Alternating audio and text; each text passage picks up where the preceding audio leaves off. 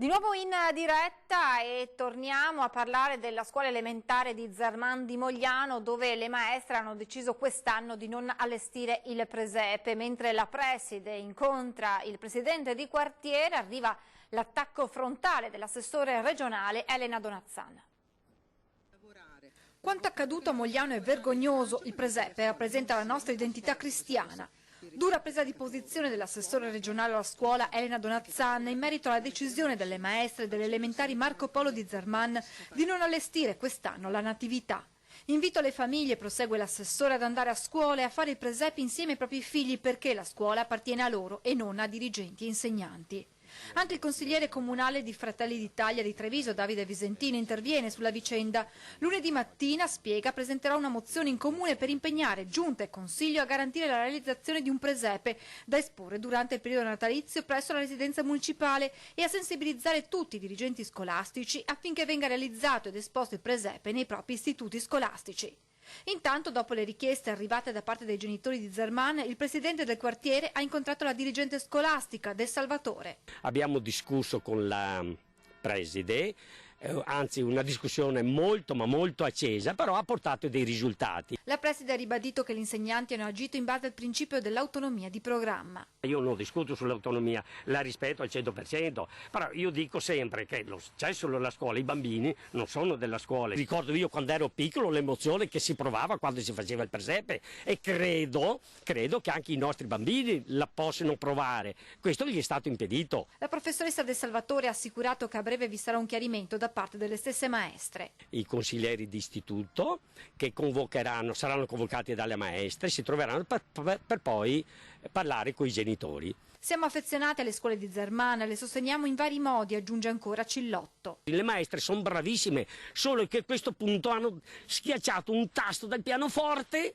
sbagliato, ma può succedere a tutti, quindi si può correggere. Anche il comune di Mogliano è stato colto di sorpresa dalla decisione delle insegnanti. Non c'è stata chiarezza, so che non è stato comunicato a nessuno dei genitori questa scelta. Intanto in molti sperano in un passo indietro delle maestre. Visto che a Natale mancano ancora circa 20 giorni, speriamo che in 20 giorni succeda qualcosa di positivo, di buono. Il presepe venga fatto? Io mi auguro di sì. La Presidente del Senato, Maria Elisabetta Alberti Casellati, ha partecipato oggi alla colletta alimentare facendo la spesa per chi è meno fortunato. Eccola nel supermarket del gruppo Ali all'Arcella, dove ha avuto parole di stima per i tanti volontari che si impegnano per questa e per altre lodevoli iniziative. Nella giornata della colletta alimentare organizzata ogni anno dalla Fondazione Banco Alimentare per dare una mano a chi è meno fortunato, arriva l'esempio della Presidente del Senato Maria Elisabetta Alberti Casellati.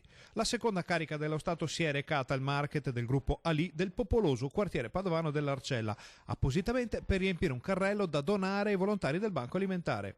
Tra flash, strette di mano e qualche consultazione con i suoi accompagnatori per decidere cosa inserire nel carrello, Maria Elisabetta Alberti Casellati ha decisamente ravvivato il tran tran quotidiano del market di quartiere.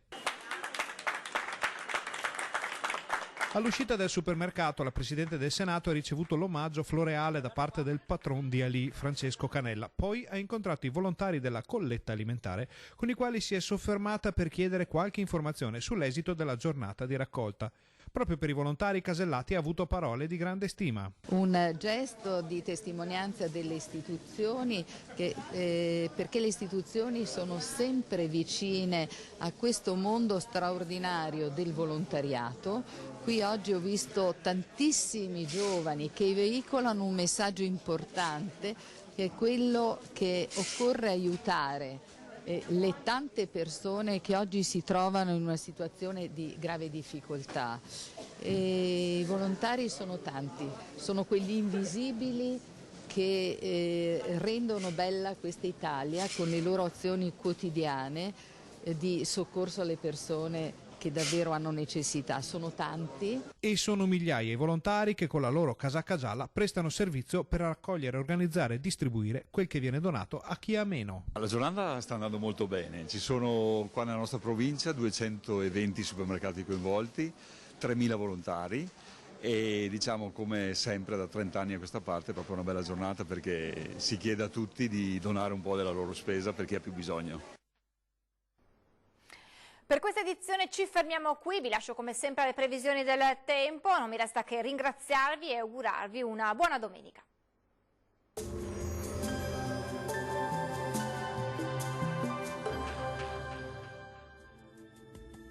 Bentrovati al meteo. Sarà una domenica piuttosto piovosa, una perturbazione raggiunge infatti il nostro territorio. La situazione di domenica 1° dicembre.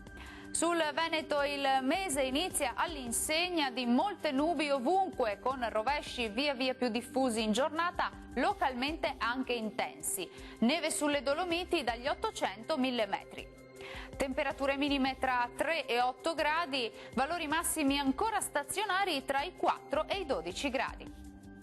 Molte nubi sul Friuli Venezia Giulia, con precipitazioni soprattutto a partire dalle ore pomeridiane. Temperature minime tra 6 e 7 gradi, massime oscillanti tra i 9 e i 12 gradi. Uno sguardo infine al Trentino Alto Adige, stessa situazione con piogge diffuse un po' dappertutto. Temperature in lieve calo, minime tra 2 e 3 gradi, massime tra 3 e 4 gradi. Dal meteo di Antenna 3 per ora è tutto, grazie per l'attenzione e arrivederci.